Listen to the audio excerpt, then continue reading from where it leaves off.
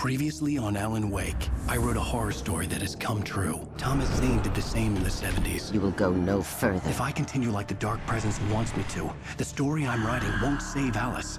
It's a horror story. No one will survive. You knew Zane! Thomas Zane! You're the Lady of the Light in the song! He left something behind to help me. The clicker. Alan thought of this as he stood on the rim of Cauldron Lake, the clicker in his hand. He took a deep breath and jumped. I can get to her now. I can finish this.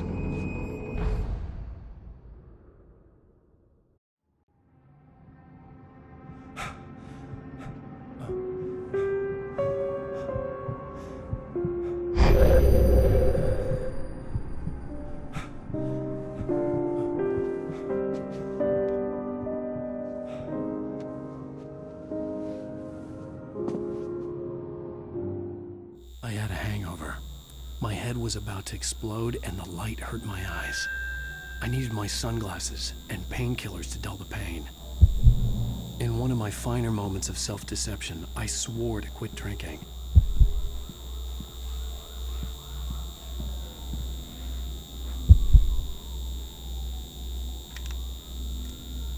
The sunglasses made the world look bearable. Now I could keep my eyes open without feeling like a vampire in the sun.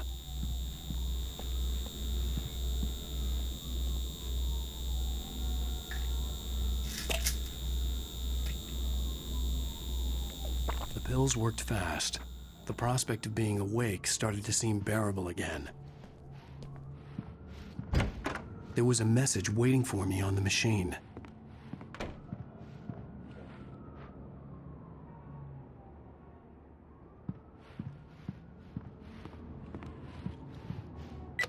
You have one new message. Al!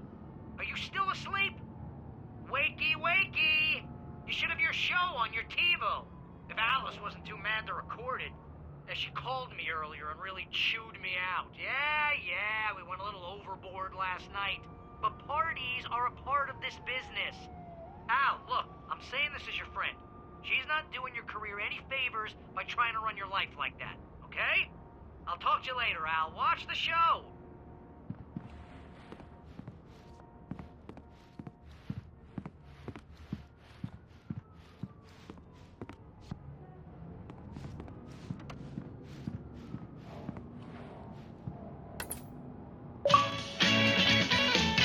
Ladies and gentlemen, welcome back to the Harry Gallet Show. Thank you. Thank you, everybody. We have a great show tonight. I've been talking with the best-selling author Alan Wake about his new book, The Sudden Stop. Yeah, good read. Go buy it. No, it is a good read. Look, I'm gonna be honest here. Is that wise? No, but I'm gonna do it anyway. I got people who give me the lowdown on books. I'm a busy guy. But this one, I actually read from cover to cover. I mean, I'm a big fan. Wow, thanks. Now, this might be a spoiler for those who haven't read the book yet. Based on the sales figures, the 2 people out there who haven't read the book yet. But this last book is all about the death of the main character, the hard-boiled New York detective, Alex Casey. Now, there's been a lot of outrage about this. Why the hell did you kill Casey? What the hell were you thinking, man? Good riddance. No, seriously, though. 7 years and 6 books is a long time. He was a gloomy guy to spend all your working hours with, and it was a good run. But it's time to explore new things. My next book will be a departure from the old for me. You selfish bastard, always thinking of yourself. Well, you've certainly given us a lot of entertainment over the years. But now that you mention it, Casey was a gloomy guy. Never had much luck with his love life with the ladies. Was that autobiographical in any way? Yeah, no kidding. Casey's lady friends tended to die on him. With Casey, it was all about his pain. No, nothing autobiographical about that. I'm a happily married man. My wife is my muse. Well, congratulations. That's great to hear. So, how's the publicity tour been treating you? Good, great. But I gotta say, I'm glad to be back home in New York. Well, you've certainly been on the news a lot lately. Lots of parties and, you got into a fight with some paparazzi.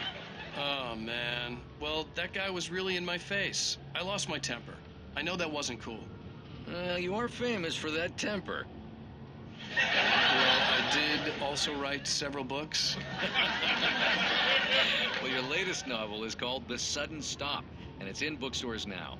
Go get it. That means the two of you out there who haven't bought it yet. Ladies and gentlemen, that's all we have for you tonight. I want to thank all our guests for the evening. Alan Wake, Sam Lake.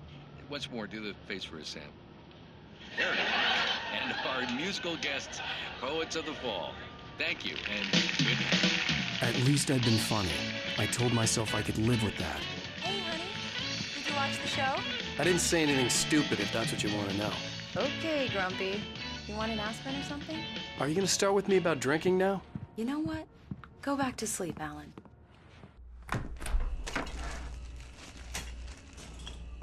What? Now you can't even talk to me? Well, this morning I was angry because you said you'd be home at midnight and you showed up at 7 a.m. and passed out in mid-sentence. Now I'm over it.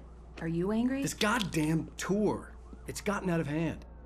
Oh, honey. It's almost over, right? We can get back to normal. Then you can start writing again. I'm sorry, honey. Alan, you're not thinking straight. Just take a shower and go back to bed, huh? Yeah, you're right, honey. I'm sorry. Once this is over, let's go away together. A vacation. Just you and me. Some peace and quiet.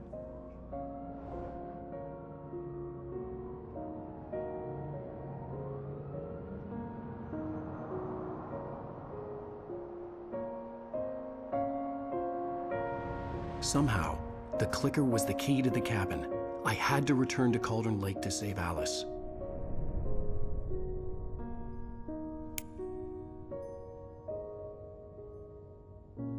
I'm going back to the lake to finish this. I'm going to write an ending to the story in the manuscript on my own terms, to make it all right. Why can't you just write it here? The last page is still in the typewriter. I need to read it first. Everything needs to be just right. Zane tried to cut some corners, and it didn't end well. Okay, ready when you are. I'm sorry, Sarah, but I need to do this alone. Barry, take her gun. Miss Weaver, close the door when I leave.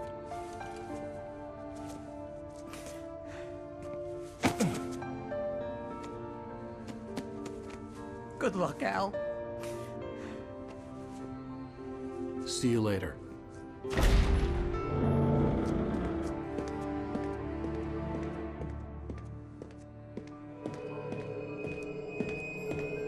When I got out, it was warm and sunny. I'd flicked the switch of the clicker. Had it done this? I didn't stop to question it. I had to take advantage of the sunlight to get to the lake. On Zane's page, I'd stood on the rim of Cauldron Lake, about to use the clicker. That's where I was headed.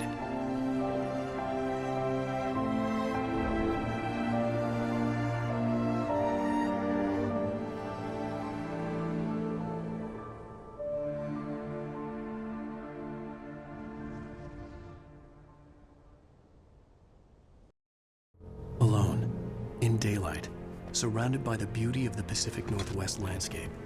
It was hard not to let doubt creep in one last time. I could still chalk everything up to a dream, a delusion.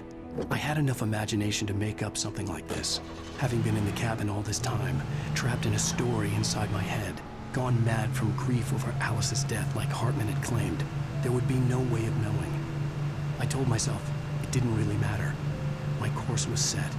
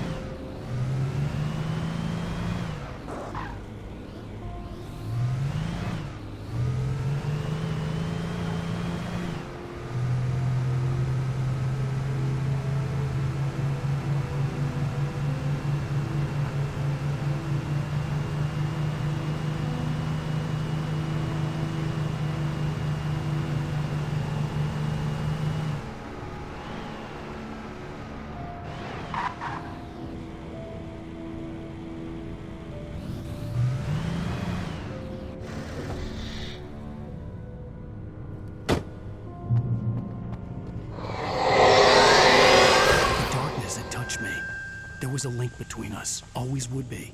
I could feel its presence again, getting closer.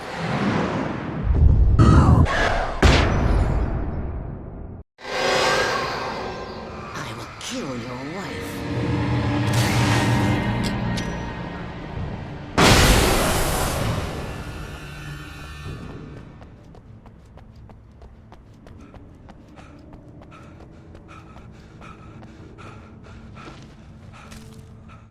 The dark presence was no longer trying to capture the writer so he could create the ending it wanted. The writer knew too much. He was too strong. And he carried a weapon left behind by Thomas Zane, something that could hurt it. Now, the darkness was doing everything in its power to simply stop the writer from ever reaching Cauldron.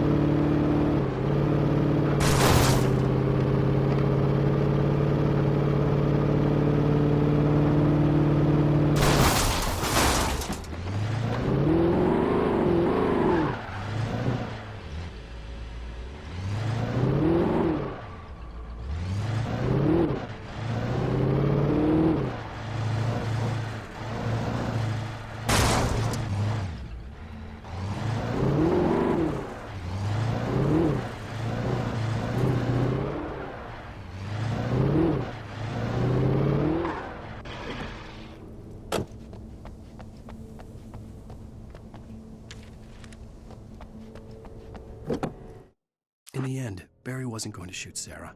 They both knew that. Once she had no chance of catching up to Wake, Barry gave up the gun and sat down on the floor, shielding his face from the merciless glare of the well-lit room. "I don't think I'm ever going to see him again," he said in a weak voice. Sarah didn't have it in her to be mad at him. Besides, he was probably...